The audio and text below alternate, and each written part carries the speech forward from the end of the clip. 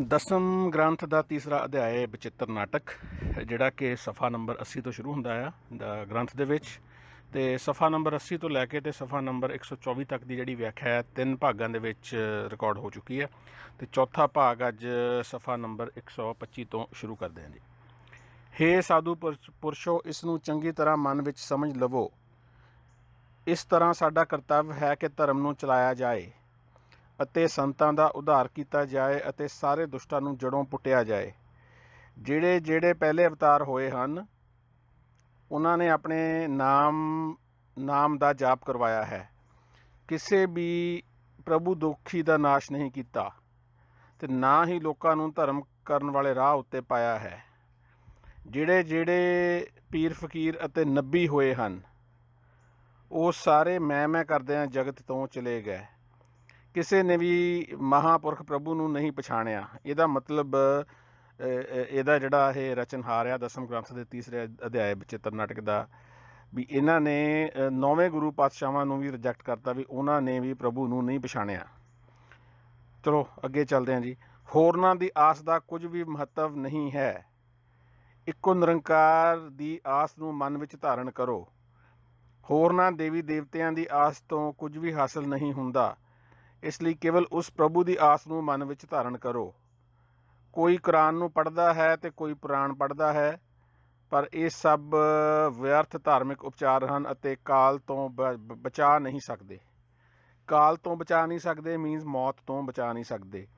ਕਈ ਕਰੋੜਾਂ ਲੋਕ ਮਿਲ ਕੇ ਕੁਰਾਨ ਪੜ੍ਹਦੇ ਹਨ ਅਤੇ ਅਣਜਾਣ ਲੋਕ ਪੁਰਾਣਾਂ ਨੂੰ ਵਾਚਦੇ ਹਨ, ਪਰ ਅੰਤ ਕਾਲ ਇਹਨਾਂ ਵਿੱਚੋਂ ਕੋਈ ਵੀ ਕੰਮ ਨਹੀਂ ਆਉਂਦਾ, ਕਿਉਂਕਿ ਕਾਲ ਦੇ ਦਾਅ ਤੋਂ ਕੋਈ ਵੀ ਬਚਾ ਨਹੀਂ ਸਕਦਾ।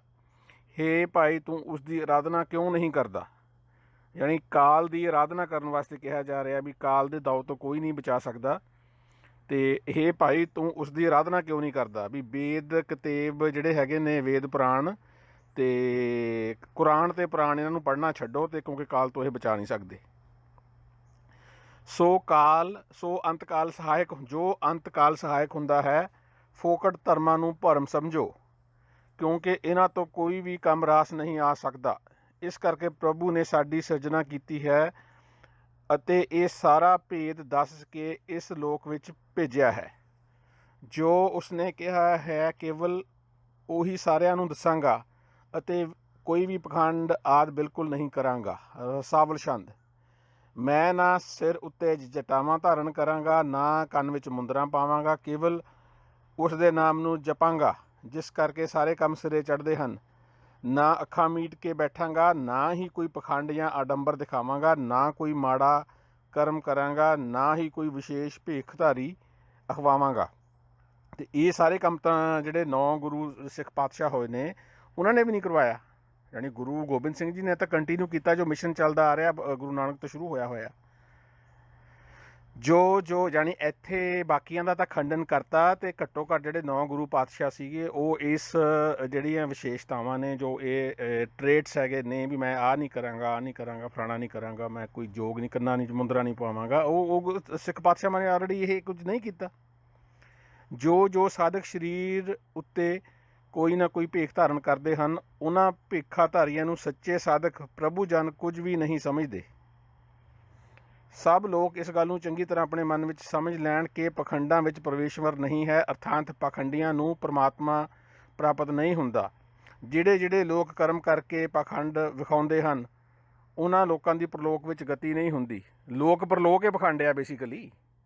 ਜੋ ਕੁਛ ਹੈਗਾ ਇਸੇ ਜੀਵਨ ਦੇ ਵਿੱਚ ਆ, ਲੋਕ ਪ੍ਰਲੋਕ ਹੀ ਪਖੰਡ ਆ। ਉਹਨਾਂ ਦੇ ਜਿਉਂਦਿਆਂ ਸੰਸਾਰਕ ਕੰਮ ਚੱਲਦੇ ਰਹਿੰਦੇ ਹਨ, ਅਰਥਾਤ ਮਾਨ ਮਰਿਆਦਾ ਬਣੀ ਰਹਿੰਦੀ ਹੈ, ਅਤੇ ਉਹਨਾਂ ਦੇ ਬਾਹਰਲੇ ਸਾਗ ਨੂੰ ਵੇਖ ਕੇ ਕਈ ਰਾਜੇ ਵੀ ਉਹਨਾਂ ਦੀ ਪੂਜਾ ਕਰਨ ਲੱਗ ਜਾਂਦੇ ਹਨ। ਪਰ ਸੱਚੀ ਗੱਲ ਇਹ ਹੈ ਕਿ ਸਾਗਾਂ ਰਾਹੀਂ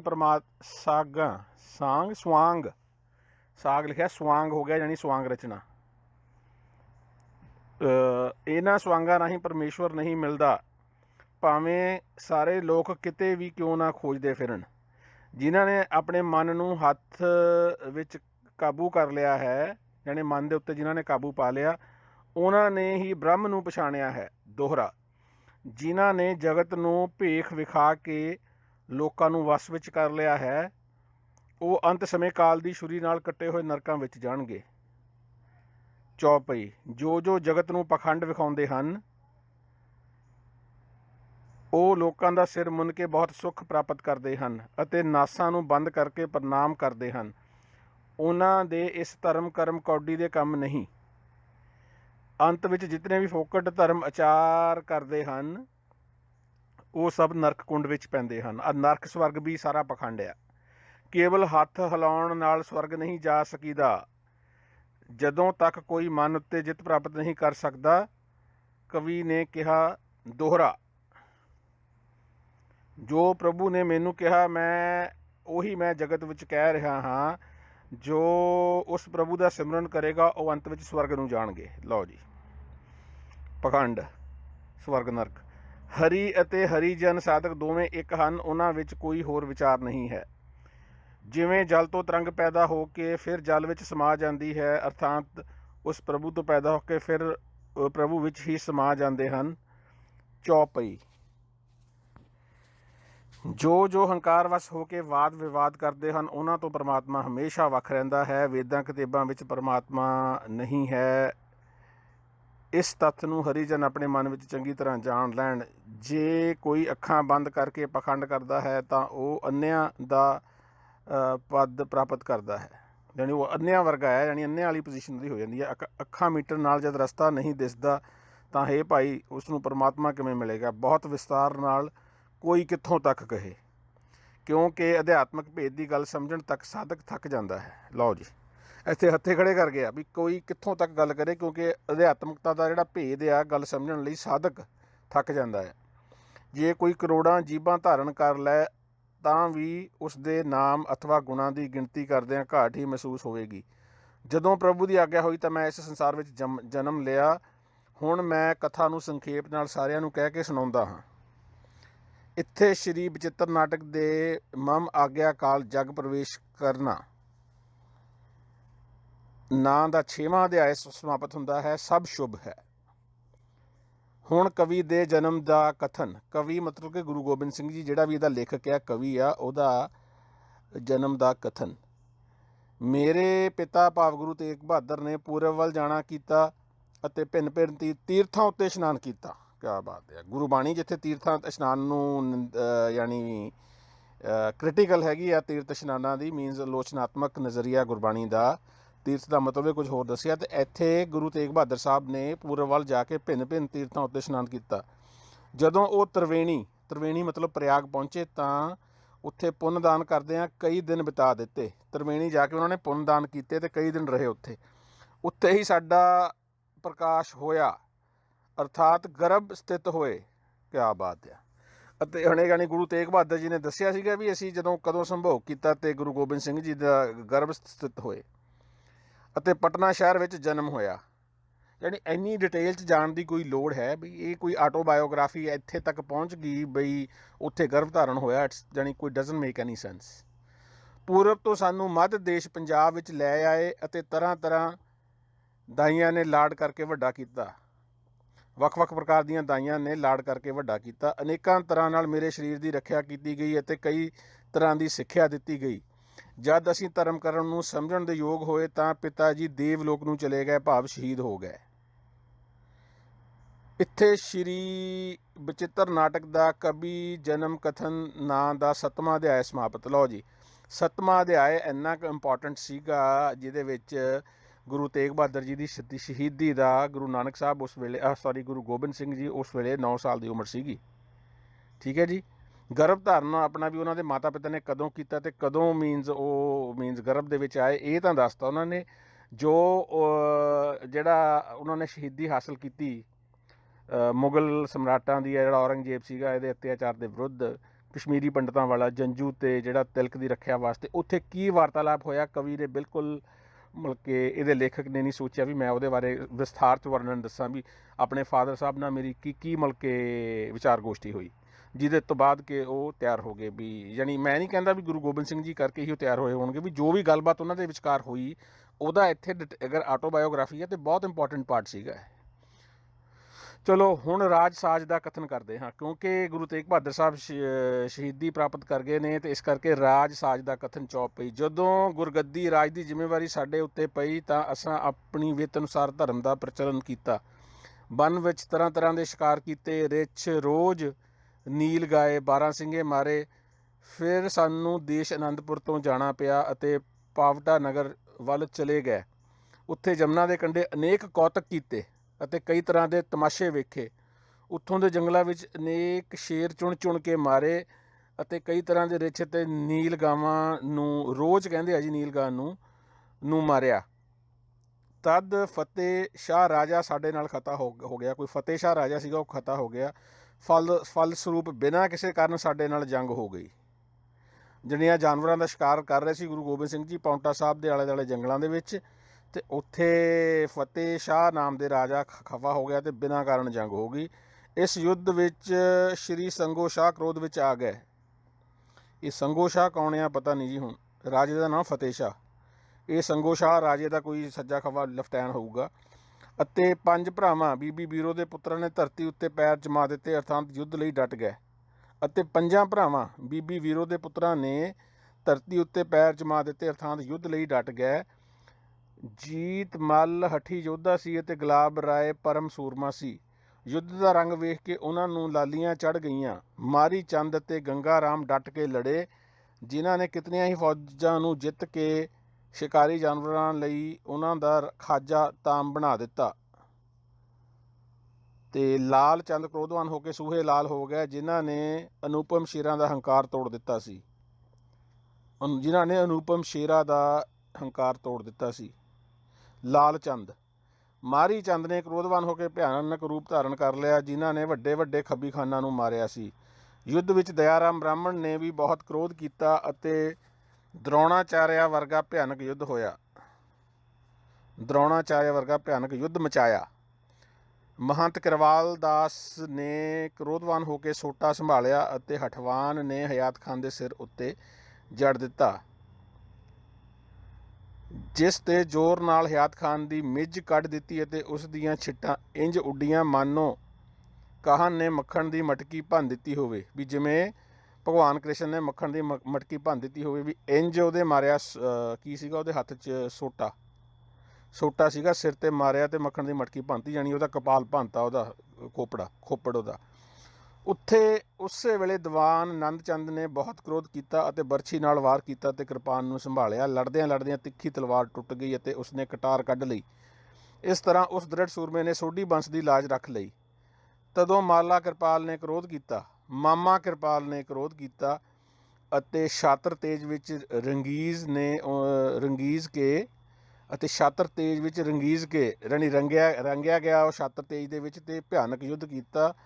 ਉਸ ਮਹਾਂਵੀਰ ਨੇ ਆਪਣੇ ਸਰੀਰ ਉੱਤੇ ਬਾਣ ਸਹਾਰੇ, ਪਰ ਬਾਕੀ ਸਾਰੇ ਖਾਨਾਂ ਦੇ ਘੋੜਿਆਂ ਦੀਆਂ ਕਾਠੀਆਂ ਸਵਾਰਾਂ ਤੋਂ ਸਖਣੀਆਂ ਕਰ ਦਿੱਤੀਆਂ। ਹਠੀ ਸਾਹਿਬ ਚੰਦ ਪੂਰੇ ਛਾਤਰਪੁਣੇ ਨਾਲ ਯੁੱਧ ਭੂਮੀ ਵਿੱਚ ਲੜਿਆ ਅਤੇ ਖੁਰਾਸਾਨ ਅਤੇ ਤੇਜਸਵੀ ਅਤੇ ਖੂਨਸਾਰ ਖਾਨਾਂ ਨੂੰ ਮਾਰਿਆ। ਖੁਰਾਸਾਨ ਦੇ ਤੇਜਸਵੀ ਅਤੇ ਖੂਨਸਾਰ ਖਾਨਾਂ ਨੂੰ ਮਾਰਿਆ। ਉੱਥੇ ਬਾਕੀ ਸੂਰਮਿਆਂ ਨੂੰ ਚੰਗੀ ਤਰ੍ਹਾਂ ਮਾਰ ਦਿੱਤਾ ਤੇ ਚੰਗੀ ਤਰ੍ਹਾਂ ਨਹੀਂ ਮਾਰਿਆ ਤੇ ਮੇਰੀ ਗਲਤ ਸਮਝ ਤੋਂ ਬਾਹਰ ਆ। ਕੇਵਲ ਉਹੀ ਬਚੇ ਜੋ ਪ੍ਰਾਣ ਲੈ ਕੇ ਭੱਜ ਗਏ। ਉੱਥੇ ਸੰਗੋ ਸ਼ਾਹ ਦੇ ਯੁੱਧ ਅਤੇ ਕਰਤੱਵ ਵਿਖਾਉਣ ਲਈ ਅਖਾੜਾ ਬਣਾ ਦਿੱਤਾ। ਬਹੁਤ ਸਾਰੇ ਖੂੰਖਾਨ ਪਠਾਣਾਂ ਨੂੰ ਮਿਧ ਦਿੱਤਾ। ਉਸ ਵੇਲੇ ਗੁਲੇਰੀਆ ਰਾਜਾ ਗੋਪਾਲ ਯੁੱਧ ਭੂਮੀ ਵਿੱਚ ਖੜੋ ਕੇ ਗੱਜ ਰਿਹਾ ਸੀ, ਮਾਨੋ ਹਿਰਨਾਂ ਦੇ ਝੁੰਡ ਵਿੱਚ ਸ਼ੇਰ ਸੋਭ ਰਿਹਾ ਹੋਵੇ। ਉਦੋਂ ਇੱਕ ਸੂਰਮੇ ਹਰੀ ਚੰਦ ਨੇ ਕ੍ਰੋਧ ਕੀਤਾ ਅਤੇ ਚੰਗੀ ਤਰ੍ਹਾਂ ਨਾਲ ਯੁੱਧ ਭੂਮੀ ਵਿੱਚ ਪੈਰ ਗੱਡ ਦਿੱਤੇ। ਉਹਨਾਂ ਨੇ ਬਹੁਤ ਕ੍ਰੋਧ ਕਰਕੇ ਤਿੱਖੇ ਤੀਰ ਚਲਾਏ, ਜਿਨ੍ਹਾਂ ਨੂੰ ਲੱਗੇ ਉਹ ਸੰਸਾਰ ਤੋਂ ਪਰਲੇ ਪਾਸੇ ਚਲੇ ਗਏ। ਰਸਾਵਲ ਛੰਦ। ਹਰੀ ਚੰਦ ਨੇ ਕ੍ਰੋਧ ਕਰਕੇ ਚੰਗੇ ਸੂਰਮੇ ਮਾਰ ਦਿੱਤੇ। ਉਹਨਾਂ ਨੇ ਤੀਰਾਂ ਦੀ ਚੰਗੀ ਵਾਛੜ ਲਗਾਈ ਅਤੇ ਵੱਡੇ ਵੱਡੇ ਸੈਨਿਕਾਂ ਨੂੰ ਮਿੱਧ ਸੁੱਟਿਆ। ਉਹ ਰੌਦਰ ਰਸ ਵਿੱਚ ਪੂਰੀ ਤਰ੍ਹਾਂ ਮਗਨ ਸੀ। ਇਹ ਪਤਾ ਨਹੀਂ ਜੀ ਰੌਦਰ ਰਸ ਕਿਹੜਾ ਹੁੰਦਾ ਆ। ਇਸ ਲਈ ਘੋਰ ਯੁੱਧ ਹੋਇਆ ਸੀ। ਸ਼ਸਤਰਧਾਰੀਆਂ ਨੂੰ ਉਸਨੇ ਮਾਰ ਦਿੱਤਾ ਅਤੇ ਵੱਡੇ ਵੱਡੇ ਰਾਜਿਆਂ ਨੂੰ ਧਰਤੀ ਉੱਤੇ ਲਿਟਾ ਦਿੱਤਾ। ਇੱਕ ਬੰਦੇ ਨਾਲ ਤੁਹਾਡੇ ਰਾਜੇ ਨਾਲ ਲੜਾਈ ਸੀਗੀ ਬਿਨਾਂ ਕਾਰਨ ਤੋਂ, ਤੇ ਐਡੀ ਵੱਡਾ ਇੰਨਾ ਡਿਟੇਲ ਦੇ ਵਿੱਚ ਹੋ ਰਿਹਾ ਵੀ ਫਲਾਣੇ ਬੰਦੇ ਨੂੰ ਵੀ ਗੁੱਸਾ ਚੜ੍ਹ ਗਿਆ, ਫਲਾਣੇ ਚੰਦ ਨੂੰ ਫਲਾਣੇ ਨੂੰ ਧਮਕੇ ਨੂੰ ਵਾਰੀ ਆ ਗਿਆ। ਤੇ ਜਿਹੜਾ ਗੁਰੂ ਗੋਬਿੰਦ ਸਿੰਘ ਜੀ ਦਾ ਵਾਰਤਾਲਾਪ ਹੁੰਦਾ ਆਪਣੇ ਫਾਦਰ ਸਾਹਿਬ ਨਾਲ ਸ਼ਹੀਦੀ ਤੋਂ ਪਹਿਲਾਂ, ਉਹਦੇ ਬਾਰੇ ਕੋਈ ਚਰਚਾ ਨਹੀਂ ਜੀ, 4 ਲਾਈਨਾਂ 'ਚ ਗੱਲ ਮੁਕਾਤੀ। ਤੇ ਇੱਥੇ ਵੀ ਗੁਰੂ ਗੋਬਿੰਦ ਸਿੰਘ ਜੀ ਨੇ ਕੀ ਕੁਝ ਕੀਤਾ ਕੋਈ ਖਾਸ ਵਰਣਨ ਨਹੀਂ ਗਾ। ਜਿਹੜੇ ਉਹਦੇ ਨਾਲ ਦੇ ਸੱਜੇ ਖੱਬੇ ਦਿਖਾਏ ਨੇ ਇਹਦੇ ਵਿੱਚ ਗੁਰੂ ਗੋਬਿੰਦ ਸਿੰਘ ਉਹਨਾਂ ਦੇ ਸਾਥੀ, ਉਹਨਾਂ ਦਾ ਪੂਰਾ ਜਾਣੀ ਇੱਥੇ ਕੀਤਾ ਹੋਇਆ ਆ ਗੁਣਗਾਨ ਜੀ। ਜਦੋਂ ਵੱਡੇ ਸੂਰਮੇ ਜੀਤ ਮੱਲ ਨੇ ਭਾਲਾ ਲੈ ਕੇ ਹਰੀ ਚੰਦ ਦੇ ਹਿਰਦੇ ਵਿੱਚ ਤਣ ਕੇ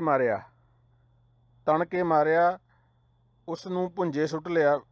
ਇਹ ਹੁਣ ਹਰੀ ਚੰਦ ਨਾਲ ਲੜਾਈ ਹੋ ਗਈ, ਮੇਰੀ ਸਮਝ ਤੋਂ ਬਾਹਰ ਹੈ ਜੀ। ਇਹ ਲੜਾਈ ਤਾਂ ਸੀਗੀ ਉਹ ਮੁਗਲ ਰਾਜੇ ਦੇ ਨਾਲ, ਤੇ ਇੱਥੇ ਹਰੀ ਚੰਦ ਦੇ ਮਾਰਿਆ ਜੀ, ਉਹ ਭੁੰਜੇ ਸੁੱਟ ਲਿਆ ਉਹਨੂੰ। ਵੀਰ ਯੋਧਿਆਂ ਨੂੰ ਤੀਰ ਲੱਗਦੇ ਅਤੇ ਉਹ ਅਗਨੀ ਵਾਂਗ ਲਹੂ ਨਾਲ ਲਾਲ ਹੋ ਜਾਂਦੇ।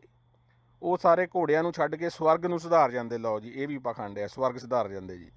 ਭੁਜੰਗ ਪ੍ਰਿਆਤ ਛੰਦ, ਖੂਨਖਾਰ ਪਠਾਣਾ ਅਤੇ ਖੁਰਾਸਾਨ ਦੀਆਂ ਨੰਗੀਆਂ ਤਲਵਾਰਾਂ ਸੁੱਤੀਆਂ ਹੋਈਆਂ ਸਨ ਅਤੇ ਸ਼ਸਤਰਾਂ ਦੇ ਇੱਕ ਦੂਜੇ ਉੱਤੇ ਵੱਜਣ ਨਾਲ ਅੱਗ ਦੀਆਂ ਚੰਗਾਰੀਆਂ ਨਿਕਲਦੀਆਂ ਸਨ।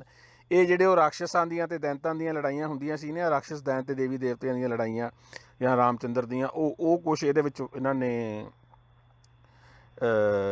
ਇੱਧਰ ਲੈ ਆਂਦਾ ਜੀ। ਉਹੀ ਕੁਝ ਆਕਾਸ਼ ਵਿੱਚ ਤੀਰਾਂ ਦੀ ਭੀੜ ਲੱਗ ਗਈ ਸੀ ਅਤੇ ਕਮਾਨਾਂ ਕੜ ਕਰਨ ਲੱਗੀਆਂ ਸਨ।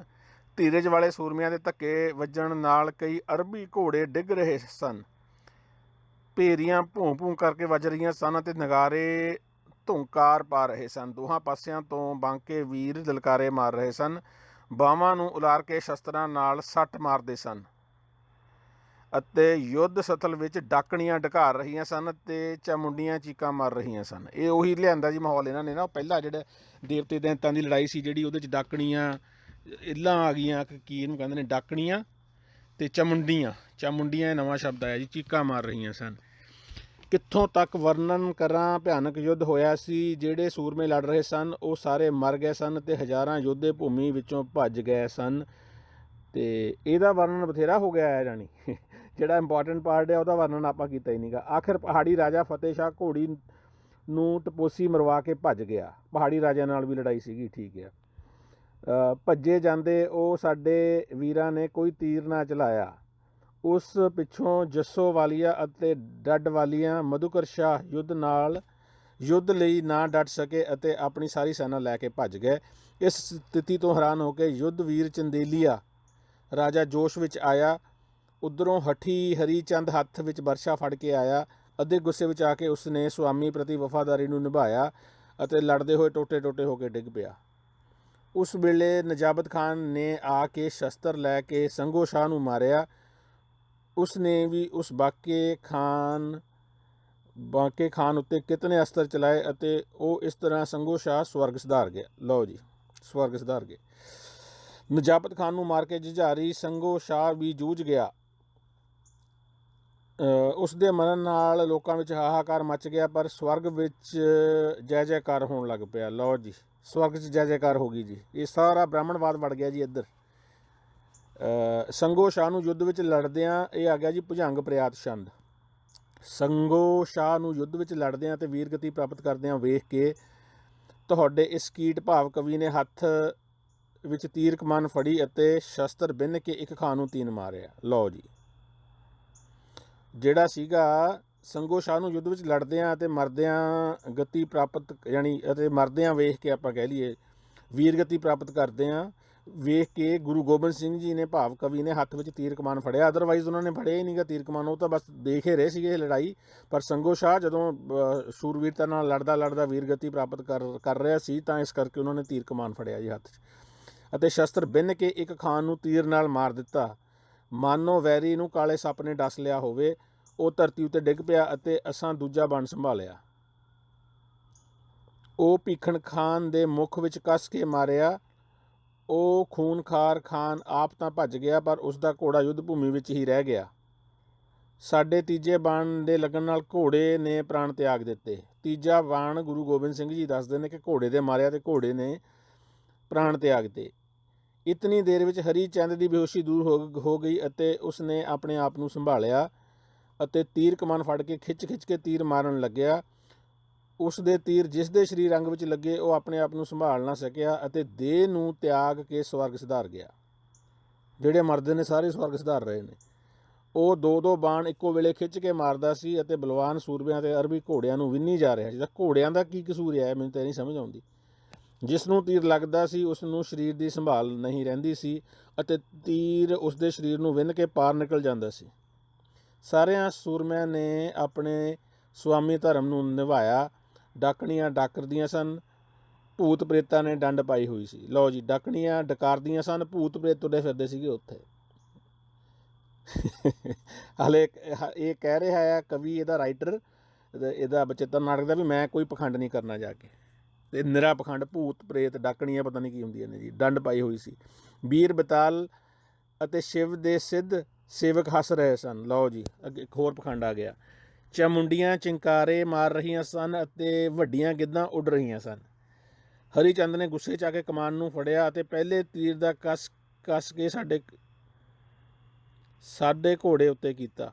ਦੂਜਾ ਤੀਰ ਹਰੀ ਚੰਦ ਨੇ ਗੁੱਸੇ ਵਿੱਚ ਆ ਕੇ ਕਮਾਨ ਨੂੰ ਫੜਿਆ ਅਤੇ ਪਹਿਲੇ ਤੀਰ ਦਾ ਵਾਰ ਕੱਸ ਕੇ ਸਾਡੇ ਘੋੜੇ ਉੱਤੇ ਕੀਤਾ। ਹਰੀ ਚੰਦ ਵਿਰੋਧੀ ਸੀ ਗੁਰੂ ਗੋਬਿੰਦ ਸਿੰਘ ਜੀ ਦਾ। ਗੁਰੂ ਗੋਬਿੰਦ ਸਿੰਘ ਜੀ ਦੇ ਘੋੜੇ ਉੱਤੇ ਉਹਨੇ ਤੀਰ ਦੇ ਨਾਲ ਨਿਸ਼ਾਨਾ ਸਾਧ ਕੇ ਵਾਰ ਕੀਤਾ। ਫਿਰ ਦੂਜਾ ਤੀਰ ਸ਼ਸਤਰ ਬੰਨ੍ਹ ਕੇ ਮੇਰੇ ਉੱਤੇ ਚਲਾਇਆ। ਪ੍ਰਭੂ ਨੇ ਮੇਰੀ ਰੱਖਿਆ ਕੀਤੀ ਅਤੇ ਉਹ ਤੀਰ ਮੇਰੇ ਕੰਨ ਨੂੰ ਛੋਹ ਕੇ ਲੰਘ ਗਿਆ।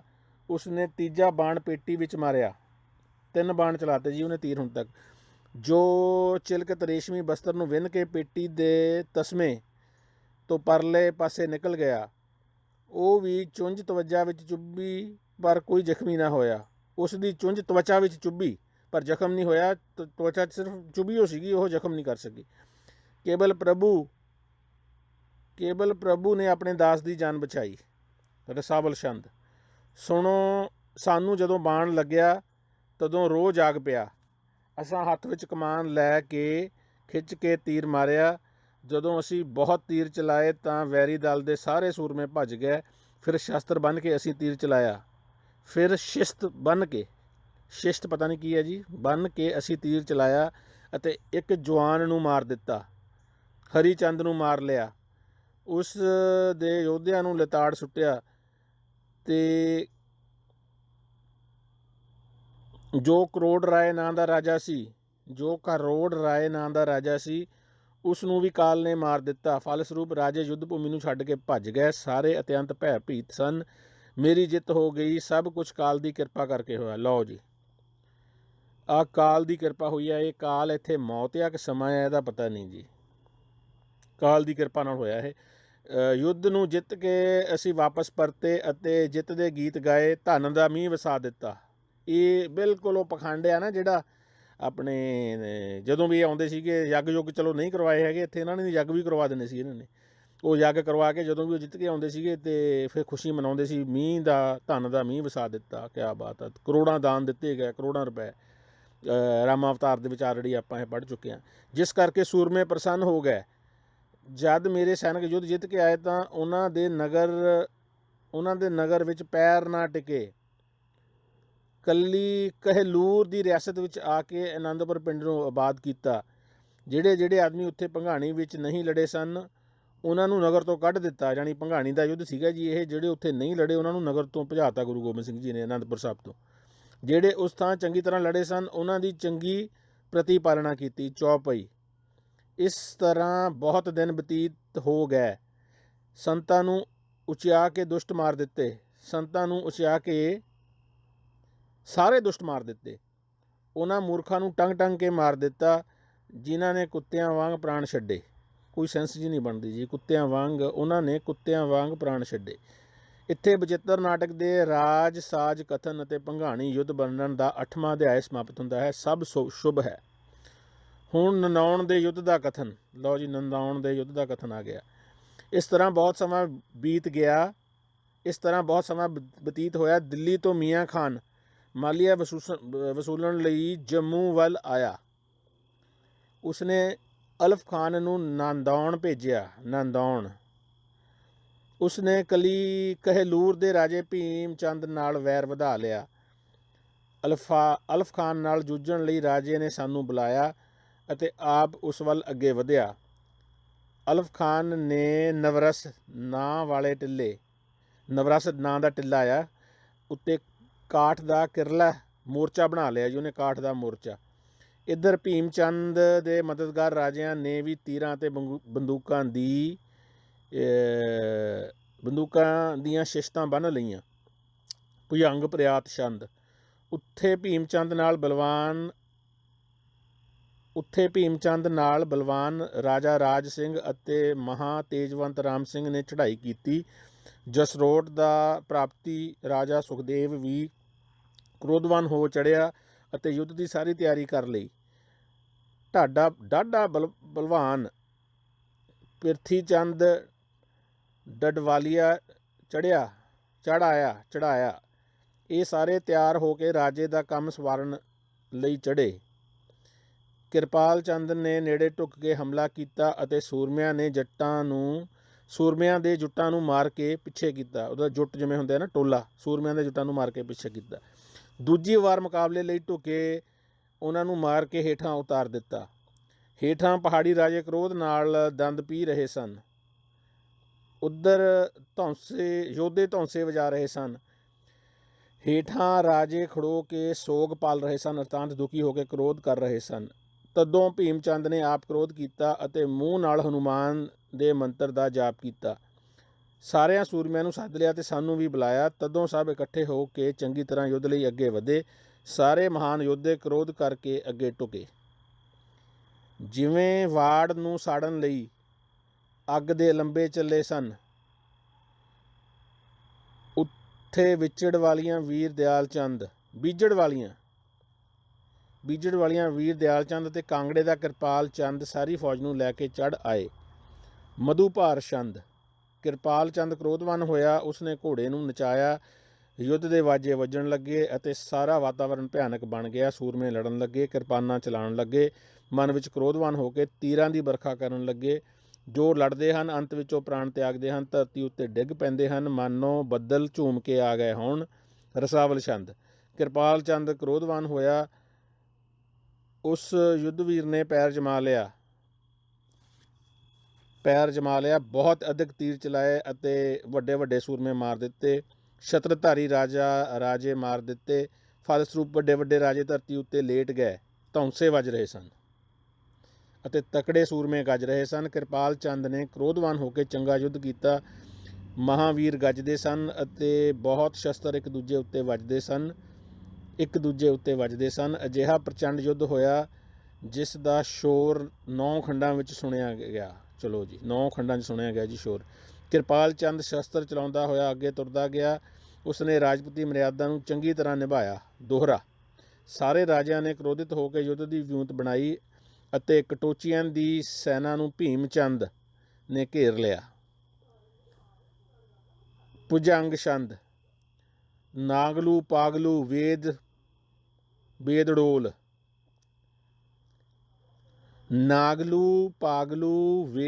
ਢੋਲ ਜਸਵਾਲ ਗੁਲੇਰੀਆ ਵੱਖ ਰਿਆਸਤਾਂ ਦੇ ਰਾਜਪੂਤ ਸੈਨਿਕ ਦਲ ਬਣਾ ਕੇ ਚੱਲ ਪਏ। ਉਦੋਂ ਹੀ ਵਿਰੋਧੀ ਦਲ ਵੱਲੋਂ ਦਿਆਲ ਨਾਂ ਦਾ ਇੱਕ ਵੱਡਾ ਬਲਵਾਨ ਗੱਜਿਆ, ਜਿਸ ਨੇ ਬੀਜੜ ਵਾਲਿਆਂ ਦੀ ਲਾਜ ਰੱਖ ਲਈ। ਹੇ ਪ੍ਰਭੂ, ਤੇਰੇ ਸੇਵਕ ਨੇ ਵੀ ਉਸ ਵੇਲੇ ਬੰਦੂਕ ਨੂੰ ਸੰਭਾਲਿਆ ਅਤੇ ਸ਼ਿਸ਼ਤ ਬੰਨ੍ਹ ਕੇ ਰਾਜੇ ਦੀ ਛਾਤੀ ਵਿੱਚ ਦਾਗ ਦਿੱਤੀ।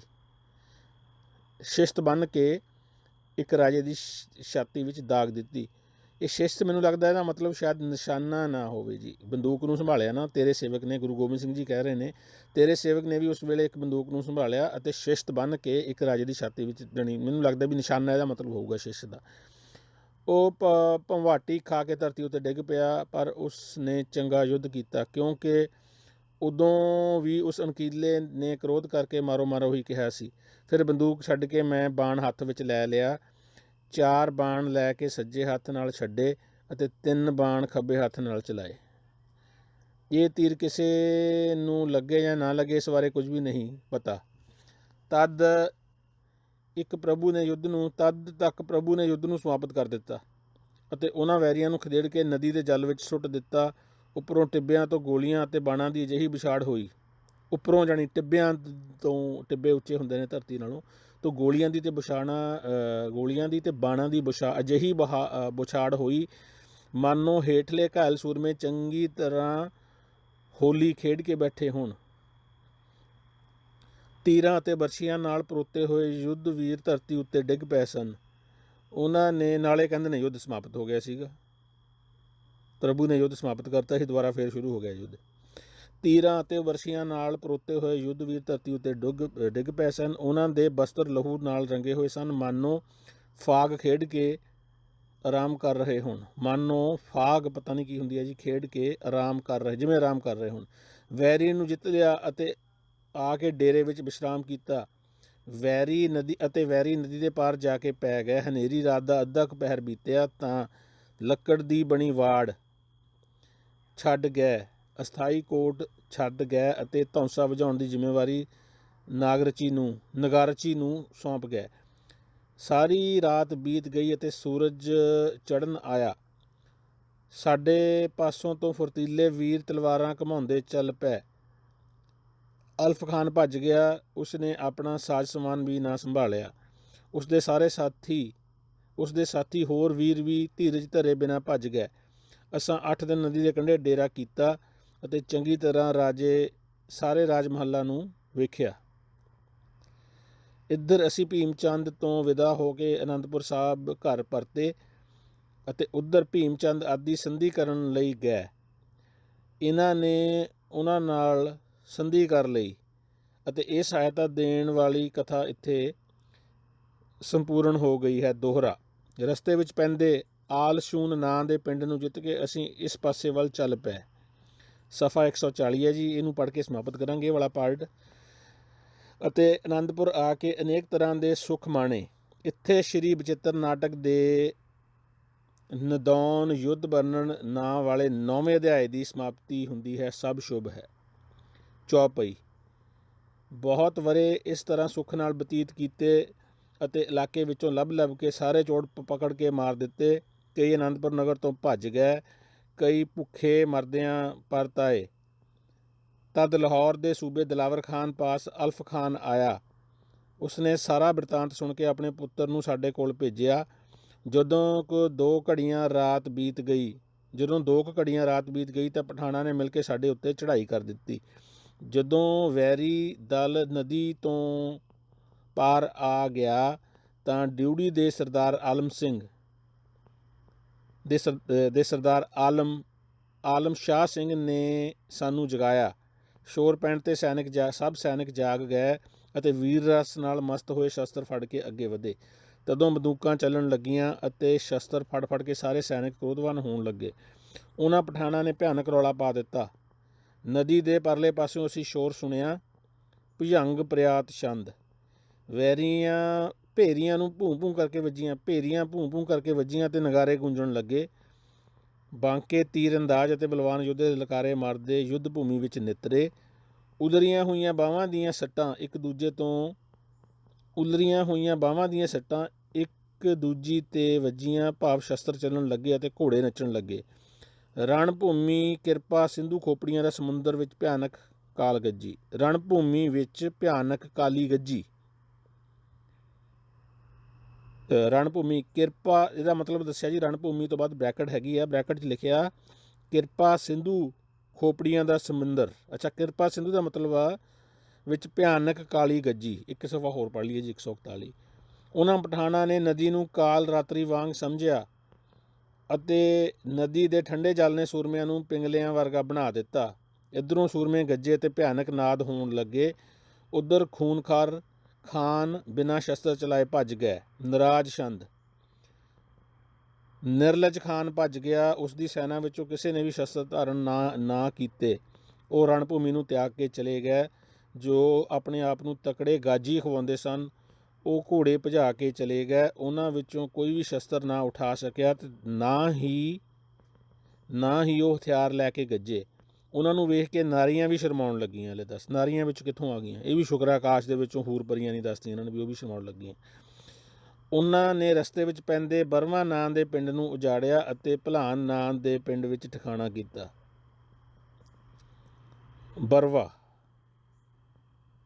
ਬਰਵਾ ਗਾਉ ਉਜਾਰ ਕੇ ਕਰੇ ਮੁਕਾਮ ਭਲਾਨ।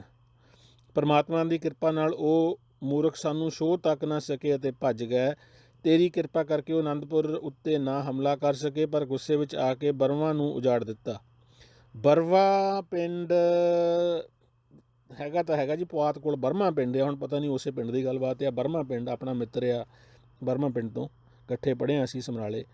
ਬਰਵਾ ਪਿੰਡ ਨੂੰ ਕਿਉਂਕਿ ਹੈ ਇਹਦੇ ਚਮਕੌਰ ਸਾਹਿਬ ਦੇ ਨੇੜੇ ਤੇੜੇ ਇਸ ਏਰੀਏ 'ਚ ਪਿੰਡ ਹੈ ਜੀ ਇਹ।